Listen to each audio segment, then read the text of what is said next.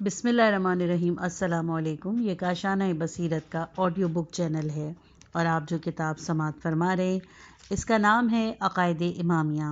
اس کے مؤلف ہیں آیت اللہ عظمیٰ جعفر سبحانی اور اس کا ترجمہ کیا ہے حجت الاسلام مولانا سید قلبی حسین رضوی نے۔ آئیے سنتے ہیں اس کا پارٹ نمبر 9، صفحہ نمبر 135۔ انسان فطری طور پر اپنی ذات سے محبت کے ناطے دانستہ یا نادانستہ طور پر ہمیشہ اپنے ذاتی منافع کی فکر میں رہتا ہے اور اپنی منصوبہ بندی میں اپنے ذاتی و گروہی منفعات سے چشم پوشی نہیں کر سکتا۔ لہٰذا فطری طور پر بشر کی منصوبہ بندی ہر لحاظ سے کامل نہیں ہو سکتی، لیکن پیغمبروں کا منصوبہ اور پروگرام چونکہ خدا کی طرف سے ہوتا ہے، اسی لیے وہ نقص سے پاک و منزہ ہوتا ہے۔ ان نکات کے پیش نظر یہ امر مسلم ہے کہ انسان کبھی بھی خدا کی ہدایت اور پیغمبر علیہ السلام کے منصوبوں سے مستثنیٰ اور بے نیاز نہیں ہو سکتا۔ صفحہ نمبر 136۔ قرآن اور نبوت کے مقاصد۔ 95 اصل۔ گزشتہ اصل میں ہم عقل کے فیصلے کی روشنی میں انبیاء علیہ السلام کی بعثت کی ضرورت سے آگاہ ہوئے۔ اب ہم نبوت کی ضرورت کو اس کی اہمیت کے پیش نظر آیات و روایات کی روشنی میں بیان کرتے ہیں، اگرچہ اس مسئلے میں قرآن مجید کا نقطہ نظر بھی ایک عقلی تجزیہ ہے۔ قرآن مجید نے انبیاء اکرام علیہ السلام کی بعثت کا مقصد کے سلسلے میں مندرجہ ذیل امور بیان کیے ہیں۔ توحید کی بنیادوں کا استحکام اور اس کے سلسلے میں ہر قسم کے انحرافات کا مقابلہ کرنا، جیسا کہ ارشاد ہوتا ہے سورہ نحل آیت نمبر 36، اور یقیناً ہم نے ہر امت میں ایک رسول بھیجا ہے کہ تم لوگ اللہ کی عبادت کرو اور طاغوت سے اجتناب کرو۔ اس لحاظ سے انبیاء علیہ السلام الہی مشرکین سے مسلسل برسر پیکار رہے ہیں اور اس راہ میں انہوں نے سخت مصیبتیں اور تکلیفیں برداشت کیں۔ امیر المومنین علیہ السلام بعثت انبیاء کے مقاصد کے سلسلے میں فرماتے ہیں، اس نے پیغمبروں علیہ السلام کو بھیجا تاکہ اس کے بندے توحید اور صفات خدا کے بارے میں جو کچھ نہیں جانتے سیکھ لیں اور ان کا انکار و عناد سے اجتناب کرنے کے بعد خدا کی وحدانیت، ربوبیت اور خالقیت پر ایمان لے آئیں۔ نہج البلاغہ خطبہ نمبر 143۔ لوگوں کو معرف و فرمان الہی، پیغام الہی اور تزکیہ نفس کا طریقہ کار سے آگاہ کرنا۔ نمبر 2، لوگوں کو معرف و فرمان الہی، پیغام الہی اور تزکیہ نفس کے طریقہ کار سے آگاہ کرنا۔ اس سلسلے میں ارشاد ہوتا ہے، اس خدا نے مکے والوں میں سے ایک رسول بھیجا ہے جو انہی میں سے تھا اور ان کے سامنے آیات کی تلاوت کرے، ان کے نفوس کو پاک و پاکیزہ بنائے اور انہیں کتاب و حکمت کی تعلیم دے۔ سورہ جمعہ آیت نمبر 2۔ نمبر 3، انسانی معاشرے میں عدل و انصاف نافذ کرنا۔ اس سلسلے میں ارشاد ہوتا ہے سورہ حدید آیت نمبر 25، بے شک ہم نے اپنے رسولوں کو واضح دلائل کے ساتھ بھیجا ہے اور ان کے ساتھ کتاب اور میزان کو نازل کیا ہے تاکہ لوگ انصاف کے ساتھ قیام کریں۔ بے شک عدل و انصاف کا قیام اور اس امر پر مشروط ہے کہ لوگ پہلے انصاف کے بارے میں مختلف پہلوؤں میں سے جانکاری حاصل کریں اور حکومت الہی کے ذریعے اس کو عملی جامہ پہنائیں۔ نمبر 4، اختلافات کا فیصلہ کرنا۔ اس سلسلے میں ارشاد ہوتا ہے سورہ بقرہ آیت نمبر 213، فطری اعتبار سے سارے انسان ایک قوم تھے، پھر اللہ نے بشارت دینے والے اور ڈرانے والے انبیاء علیہ السلام بھیجے اور ان کے ساتھ برحق کتاب نازل کی تاکہ لوگوں کے اختلافات کا فیصلہ کریں۔ ظاہر ہے کہ لوگوں کے اختلافات صرف عقائد تک محدود نہیں ہوتے بلکہ اس کے اثرات زندگی کے مختلف شعبوں میں پھیلے ہوئے ہوتے ہیں۔ نمبر 5، بندوں پر اتمام حجت۔ اس سلسلے میں ارشاد ہوتا ہے، یہ سارے رسول بشارت دینے والے اور ڈرانے والے ہیں، اس لیے بھیجے گئے تاکہ رسولوں کے آنے کے بعد انسان خدا کی بارگاہ میں کوئی عذر یا حجت نہ پیش کر سکے اور خدا سب پر غالب ہے اور صاحب حکمت ہے۔ سورہ نساء آیت نمبر 165۔ بے شک خداوند متعال انسان کی تخلیق میں ایک خاص مقصد اور ہدف رکھتا ہے۔ یہ مقصد صحیح و کامل منصوبہ بندی کے ذریعے انسان کی زندگی کے تمام شعبوں میں عملی جامہ پہن سکتا ہے، اور یہ منصوبہ خدا کی طرف سے انسان تک اس طرح پہنچتا ہے کہ اس پر حجت تمام ہو جائے، اور اس کے بعد انسان کے لیے اس بہانے کی گنجائش باقی نہ رہے کہ میں زندگی کی صحیح راہ و رسم کو نہیں جانتا تھا۔ انبیاء علیہ السلام کو پہچاننے کے طریقے۔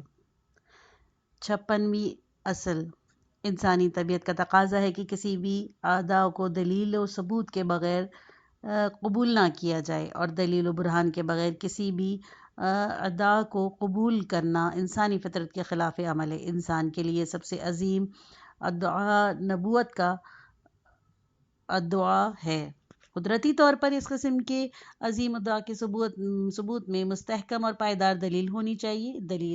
یہ دلیل درج ذیل امور میں سے ایک ہو سکتی ہے: الف، گزشتہ پیغمبر جس کی نبوت مستحکم دلائل سے ثابت ہو چکی ہو، آنے والے پیغمبر کے بارے میں صراحت سے پیش گوئی کرے، جیسا کہ حضرت عیسیٰ علیہ السلام نے خاتم الانبیاء صلی اللہ علیہ وآلہ وسلم کی نبوت کے بارے میں صراحت سے پیش گوئی کرتے ہوئے ان کی تشریف آوری کی بشارت دی تھی۔ سورہ صف آیت نمبر 6۔ ب، نبوت کا ادعا کرنے والے کی صداقت کے سلسلے میں گوناگوں قرائن و شواہد پائے جائیں گے۔ ان دلائل کو مدعی کی سیرت، دعوت کی حقیقت، پیروی کرنے والوں کی شخصیت اور دعوت کے طریقہ کار سے حاصل کیا جا سکتا ہے۔ آج دنیا بھر کی عدالتوں میں حق و باطل اور مجرم و بے گناہ کی پہچان کے لیے اس طریقہ کار سے استفادہ کیا جاتا ہے، اور صدر اسلام میں بھی اس طریقہ کار سے پیغمبر صلی اللہ علیہ وآلہ وسلم اسلام کے حق گوئی کو سمجھتے تھے۔ اس راہ کی تلاش کرنے والے قیصر روم کا بادشاہ تھا۔ تاریخ طبری 3/240۔ حوادث سال ششم ہجری۔ جیم، معجزہ یعنی نبی اپنی نبوت کے ادعا کے ساتھ ہی کوئی غیر معمولی کام انجام دے گا اور لوگوں کو اپنی دعوت کے سلسلے میں چیلنج کرے گا، اور یہ غیر معمولی کام اس کی دعوت کے متناسب ہوگا۔ پہلے دو طریقے عام نہیں، جبکہ تیسرا طریقہ عمومی ہے، اور انبیاء علیہ السلام کی پوری تاریخ میں بشر نے انبیاء علیہ السلام کو پہچاننے میں اسی طریقے سے استفادہ کیا ہے، اور خود انبیاء علیہ السلام نے بھی اپنی نبوت کے ثبوت میں اسی دلیل سے استفادہ کیا ہے۔ 97ویں اصل، معجزہ اور نبوت کے ادعا کے درمیان ایک منطقی رابطہ ہے، کیونکہ اگر معجزہ پیش کرنے والا اپنے دعوے میں سچا ہو تو قدرتی طور پر مطلب ثابت ہو جائے گا، اور اگر بالفرض وہ اپنے دعوے میں جھوٹا ہو تو خداوند حکیم جو اپنے بندوں کو ہدایت کرنے میں دلچسپی رکھتا ہے، کہ شایان شان نہیں کہ وہ ایسے فرد کو ایسی طاقت عطا کرے، کیونکہ لوگ اس غیر معمولی طاقت کا مشاہدہ کر کے اس پر ایمان لے آتے ہیں اور اس کی باتوں پر عمل کرتے ہیں۔ اس لیے اگر وہ اپنے دعوے میں جھوٹا ہوگا تو لوگوں کو گمراہ کرے گا، اور یہ امر عدل، حکمت و الہی کے منافی ہے۔ یہ مسئلہ قاعدہ حسن و قبیح عقلی کے فروعات میں سے ہے، جس پر ہم پہلے بحث کر چکے ہیں۔ 58ویں اصل، دعوی نبوت کے ساتھ اس کے متناسب انجام پانے والے غیر معمولی عمل معجزہ کہلاتا ہے، لیکن اگر کوئی غیر معمولی عمل نبوت کا دعویٰ نہ کرنے والے خدا کے صالح بندے سے انجام پائے تو اسے کرامت کہتے ہیں۔ اس امر کی دلیل کے طور پر انبیاء علیہ السلام کے علاوہ خدا کے صالح بندے بھی غیر معمولی کام انجام دے سکتے ہیں۔ حضرت مریم علیہ السلام پر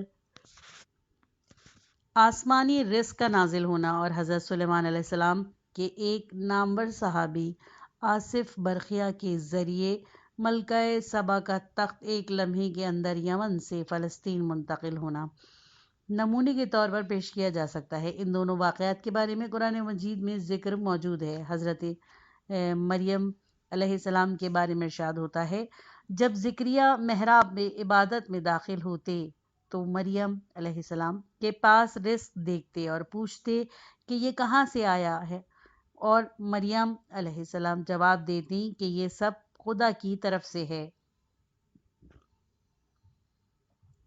اور تخت بلقیس کے بارے میں فرماتا ہے۔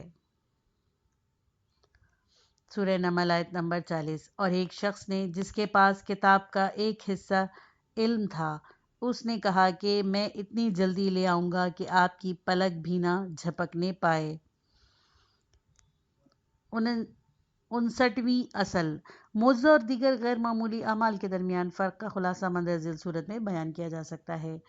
الف، عدم تربیت، معجزہ پیش کرنے والا شخص کسی قسم کی سابقہ تربیت و تعلیم کے بغیر معجزہ دکھاتا ہے، جبکہ دیگر معمولی کام ایک مسلسل تربیت و مشق کا نتیجہ ہوتے ہیں۔ حضرت موسیٰ علیہ السلام ابن عمران جوانی کے دن گزرنے کے بعد عازم مصر ہوئے۔ آدھا رستہ طے کرنے کے بعد نبوت و رسالت پر مابعوث ہوئے اور ان سے خطاب ہوا، اے موسیٰ علیہ السلام، اپنے عصا کو زمین پر مارو۔ جوں ہی حضرت موسیٰ علیہ السلام نے عصا کو زمین پر مارا، ایک دم عصا ایک بڑے اژدہے میں تبدیل ہو گیا، حتیٰ کہ خود حضرت موسیٰ علیہ السلام بھی اسے دیکھ کر ڈر گئے۔ اس کے بعد حضرت موسیٰ علیہ السلام سے خطاب ہوا کہ اپنے ہاتھ کو اپنی بغل سے باہر لاؤ۔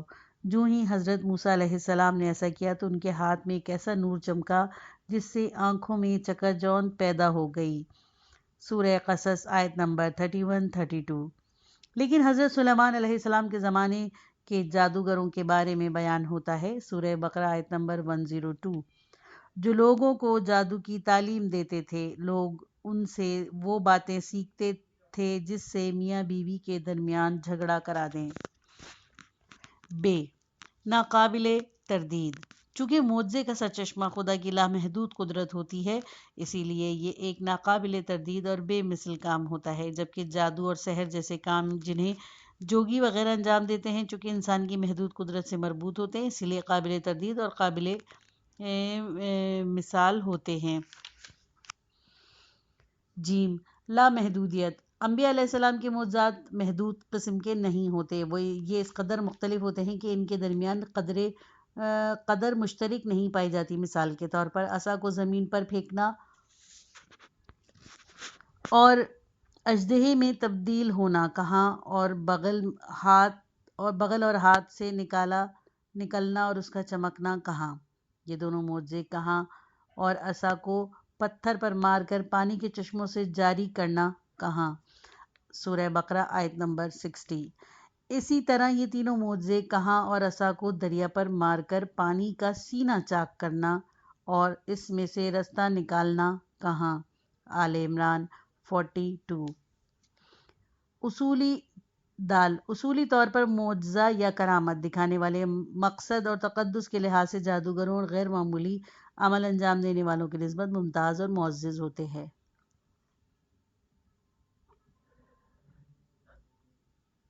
پہلے گروہ کے مقاصد اعلیٰ ہوتے ہیں، جبکہ دوسرے گروہ کے لوگ دینی مقاصد رکھتے ہیں، اسی لیے فطری طور پر ان دونوں کے درمیان واضح معنوی فرق ہوتا ہے۔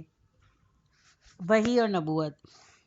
60ویں اصل، گزشتہ اصل میں سچے اور حقیقی انبیاء علیہ السلام نیز پیغمبری کا جھوٹا دعویٰ کرنے والے افراد کی پہچان کے طریقے بیان ہوئے۔ انبیاء کے عالم غیب سے رابطے سے اہم ترین طریقہ وحی ہے، اور یہ جبلت انسانی یا عقلی بشری نہیں ہے، بلکہ ایک خصوصی اطلاع و آگاہی کہ خداوند متعال نے اسے انبیاء علیہ السلام کی اختیار میں دیا ہے تاکہ وہ الہی پیغامات کو بندوں تک پہنچائے۔ قرآن مجید وحی کے بارے میں یوں بیان فرماتا ہے: اس قرآن کریم کو جبرائیل امین علیہ السلام فرشتہ وحی لے کر آپ صلی اللہ علیہ وآلہ وسلم کے قلب پر نازل ہوا ہے۔ سورہ شعراء آیت نمبر 193-194۔ اس آیت سے یہ امر ظاہر ہوتا ہے کہ الہی پیغامات سے پیغمبر کا مطلع ہونا ظاہری حواس وغیرہ سے استفادہ کا نتیجہ نہیں، بلکہ وحی کا فرشتہ اسے پیغمبر کے قلب پر نازل کرتا ہے۔ Reference number 1۔ لیکن پیغمبروں پر وحی الہی کا نزول صرف فرشتہ وحی کے ذریعے نہیں ہوتا، بلکہ اس کے اور بھی طریقے ہیں جن کا سورہ شعراء میں کی آیت نمبر 51 میں ذکر ہوا ہے، اور اس کی تفسیر 38ویں اصل میں آ چکی ہے۔ لہٰذا وحی کی پیچیدہ حقیقت کو عادی اور عمومی پیمانوں سے نہیں ناپا جا سکتا۔ حقیقت میں وحی کا نازل ہونا غیب کے مظاہر میں سے ہے، اور اس کی حقیقت کا واضح نہ ہونے کے باوجود اس پر ایمان لانا لازمی ہے، جیسا کہ ارشاد ہوتا ہے سورہ بقرہ آیت نمبر 3، جو غیب پر ایمان رکھتے ہیں۔ 61ویں اصل، ہر چیز کو مادی پیمانے سے ناپنے اور حس کے ترازو میں تول کر غیبی حقائق کو حواس کے سانچوں میں محصور کرنے والوں نے وحی الہی کے مختلف صورتوں میں توجیہ و تشریح کی ہے کہ ہماری نظر میں یہ سب باطل ہے۔ ہم ذیل میں اس قسم کی توجیہات کو بیان کر کے ان پر تنقید کرتے ہیں۔ الف، مصنفین کی ایک جماعت نے انبیاء کو غیر معمولی ذہن رکھنے والے انسانوں کے طور پر جانا ہے اور وحی کو ان کے تفکر و باطنی حواس کا ماحصل تصور کیا ہے۔ ان قلم کاروں کے تصور کے مطابق روح الامین کی حقیقت اس قسم کے عظیم دماغ رکھنے والوں کے روح و نفس کی پاکیزگی اور آسمانی کتاب بھی ان کے اپنے افکار کا نتیجہ ہے۔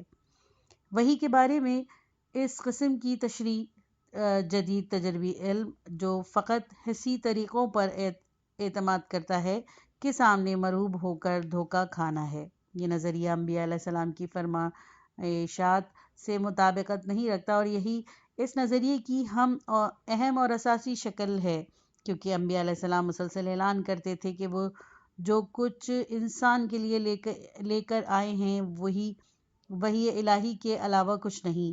اس لحاظ سے مذکورہ تشریح و تفسیر کا یہ نتیجہ نکلتا ہے کہ انبیاء علیہ السلام نعوذ باللہ جھوٹے تھے، اور یہ بات ان کی بلند شخصیت، حق گوئی اور صحیح ہونے جس کی تاریخ نے بھی گواہی دی ہے سے مطابقت نہیں رکھتی۔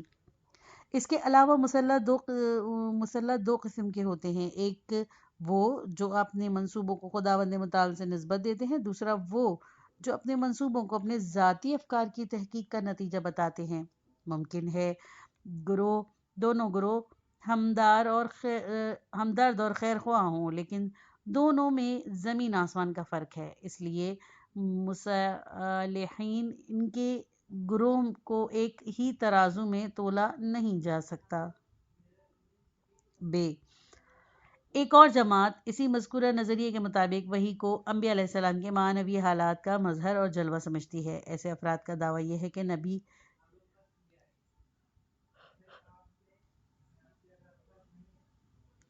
نبی خدا صلی اللہ علیہ وسلم کے بارے میں اپنے مستحکم اور واضح اعتقاد کی بنا پر اپنی شدید عبادت اور ریاضت کے نتیجے میں ایک ایسے مقام پر پہنچتے ہیں جہاں پر وہ اپنے اندر کچھ اعلیٰ حقائق کو محسوس کرتا ہے اور تصور کرتے ہیں کہ غیب کی دنیا سے اس پر الہام ہوا ہے، جبکہ حقیقت میں مذکورہ حالات کا سرچشمہ اس کے اپنے نفس کے سوا کچھ اور نہیں۔ اس نظریے کو ماننے والے یہ اظہار کرتے ہیں کہ ہم انبیاء علیہ السلام کے حق گوئی اور سچائی پر شک نہیں کرتے اور اعتقاد رکھتے ہیں کہ وہ کچھ حقائق کا مشاہدہ کرتے ہیں، لیکن مسئلہ ان اعلی حقائق کے منبع کا ہے۔ انبیاء علیہ السلام تصور کرتے ہیں کہ یہ اعلی حقائق باہر سے یعنی عالم غیب سے انہیں الہام ہوتے ہیں، جبکہ ان کا سرچشمہ خود ان کا نفس ہوتا ہے۔ سید محمد رشید رضا، وحی مہدی، صفحہ نمبر 66۔ یہ کوئی نیا نظریہ نہیں ہے، بلکہ وحی کے بارے میں عصر جہالت میں پیش کیا گیا ایک نظریہ ہے جسے نئے لباس میں پیش کیا گیا ہے۔ اس نظریے کا یہ محاصل ہے کہ وحی انبیاء علیہ السلام کے تخیل اور ان کے اپنے نفس میں غرق ہونے کا نتیجہ ہے، اور وہ خدا کے بارے میں تفکر، عبادت، ریاضت اور بشر کی اصلاح کے سلسلے میں غور و فکر کی کثرت کا نتیجے میں اچانک کچھ حقائق کو اپنے سامنے مجسم پاتے ہیں اور تصور کرتے ہیں کہ عالم غیب سے ان پر الہام ہو رہا ہے، اور یہ ایک طرح سے وحی کے بارے میں عرب جاہلوں کا وہی تصور ہے جسے وہ کہتے ہیں یہ تو سب خواب پریشان کا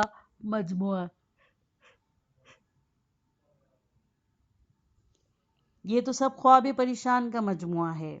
قرآن مجید دوسری آیات میں اس نظریے کو شدت کے ساتھ رد کرتے ہوئے فرماتا ہے کہ یہ جو پیغمبر صلی اللہ علیہ وآلہ وسلم فرشتہ وحی کو دیکھنے کا مدعی ہے، سچا ہے، نہ اس کے دل نے خطا کی ہے، نہ آنکھوں نے دھوکہ کھایا ہے۔ جیسے کہ ارشاد ہوتا ہے سورہ نجم آیت نمبر 11، دل نے اس بات کو جھٹلایا نہیں جس کو آنکھوں نے دیکھا۔ مزید ارشاد ہوتا ہے سورہ نجم آیت نمبر 17، اس وقت اس کی آنکھ نہ بہکی اور نہ حد سے آگے بڑھی، یعنی حقیقت میں پیغمبر صلی اللہ علیہ وآلہ وسلم نے ظاہری اور باطنی دونوں صورتوں میں فرشتہ وحی کو دیکھا ہے۔ انبیاء علیہ السلام کی عصمت، 62ویں اصل۔ عصمت کے معنی شبیہ و غلطی سے محفوظ رہنے کے ہیں اور نبوت کے سلسلے میں اس کے حسب ذیل مراتب ہیں۔ الف، وحی کو حاصل کرنے، حفظ کرنے اور پہچاننے میں عصمت۔ بے معصیت و گناہ کے مقابلے میں عصمت۔ جیم، انفرادی اور اجتماعی امور میں خطا اور غلطی کے مقابلے میں عصمت۔ انبیاء علیہ السلام کی عصمت کے پہلے مرحلے پر سبوں کا اتفاق نظر ہے، کیونکہ اس مرحلے میں کسی بھی قسم کی لرزش و خطا کا امکان لوگوں کے اطمینان و رسوخ کو متزلزل و مخدوش کر سکتا ہے۔ اسی طرح انبیاء علیہ السلام کے پیغام کے بارے میں اعتماد اور بھروسہ سلب ہو سکتا ہے اور نتیجے کے طور پر انبیاء علیہ السلام کا مقصد ہی فوت ہو سکتا ہے۔ اس کے علاوہ قرآن مجید یاد دلاتا ہے کہ خداوند متعال نے پیغمبر کو مکمل طور پر اپنی نگرانی اور حفاظت میں رکھا ہے تاکہ وحی الہی صحیح صورت میں انسان تک پہنچ سکے، جیسے کہ ارشاد ہوتا ہے سورہ جن آیت نمبر 26 اور 28، وہ عالم الغیب ہے، وہ اپنے غیب پر کسی کو بھی مطلع نہیں کرتا مگر جب رسول کو منتخب کرے تو اس کے آگے پیچھے نگہبان فرشتے مقرر کر دیتا ہے تاکہ وہ دیکھ لیں کہ انہوں نے اپنے رب کے پیغامات کو پہنچایا ہے، اور جس کے پاس جو کچھ بھی ہے خدا سب پر حاوی ہے اور سب کے عادات کا حساب رکھنے والا ہے۔ مذکورہ آیات میں تحفظ وحی کے سلسلے میں 2 قسم کے نگہبان مقرر ہونے کا ذکر آیا ہے۔ الف، فرشتے جو پیغمبر کے ہر طرف سے حاوی ہوتے ہیں۔ بے، خداوند متعال جو پیغمبر اور فرشتوں پر حاوی ہوتا ہے۔ اس کی مکمل نگہبانی اور احاطہ کی وجہ یہ ہے کہ نبوت کے مقصد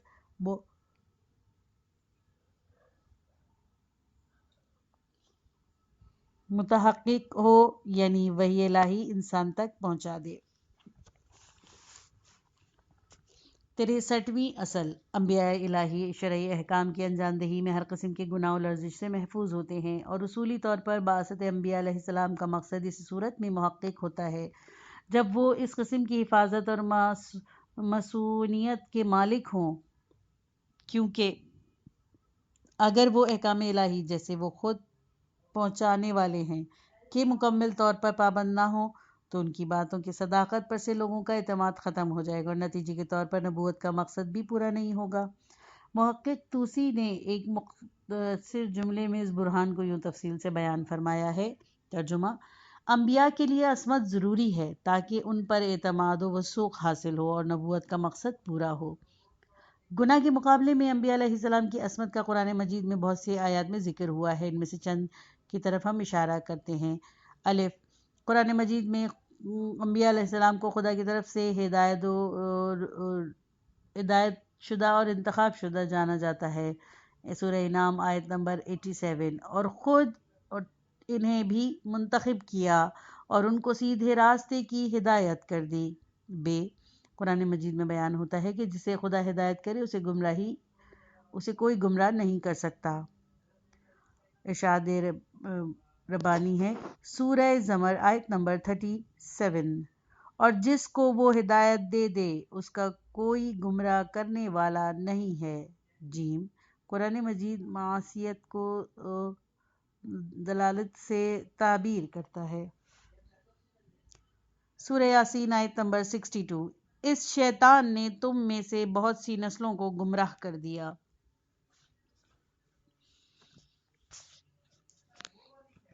ان تمام آیات سے یہ معلوم ہوتا ہے کہ انبیاء علیہ السلام ہر قسم کی ضلالت، معصیت و گناہ سے محفوظ ہیں۔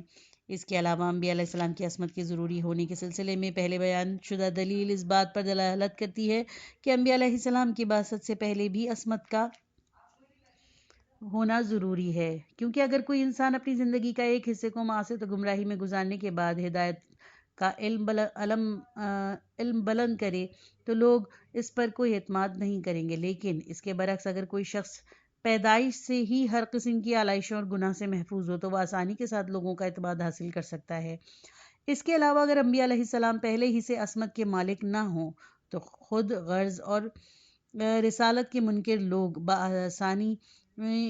لوگ آسانی کے ساتھ ایسے شخص کے گزشتہ اعمال پر انگلیاں اٹھا کر ان کی شخصیت کشی اور ان کے پیغام کو مخدوش کر سکتے ہیں۔ ایسے حالات میں تنہا ایسا انسان جس نے اپنی پاک اور بے لاگ زندگی کی وجہ سے محمد امین کا لقب پایا ہو، اپنی تابناک شخصیت کے ذریعے آفتاب کی طرح دشمن کے منفی پروپیگنڈے کا پردہ ہٹا کر اپنی اعلیٰ و حیرت انگیز استقامت کے ساتھ جاہلیت کے تاریک ماحول کو منور کر سکتا ہے۔ اس کے علاوہ یہ امر بد یہی اور مسلم ہے کہ ایک انسان جو پیدائشی سے معصیت و گناہ سے محفوظ رہ چکا ہو، اس کی ہدایت اس انسان سے بہتر اور مؤثر تر ہوگی جو فقط بعثت کے بعد اس قسم کے مقام پر پہنچا ہو، اور حکمت الہی کا تقاضا بھی یہی ہے کہ احسن و کامل ترین کام کا انتخاب کرے۔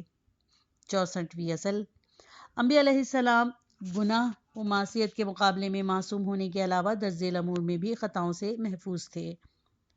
الف، نزاع اور جھگڑوں کا فیصلہ۔ انبیاء علیہ السلام خداوند متعال کی طرف سے عدل و انصاف کے اصولوں کے تحت فیصلہ دینے پر مامور تھے، یعنی مدعی سے شہادت طلب کرے اور اگر مدعی شہادت پیش نہ کر سکا تو مدعا علیہ سے قسم کا مطالبہ کرے۔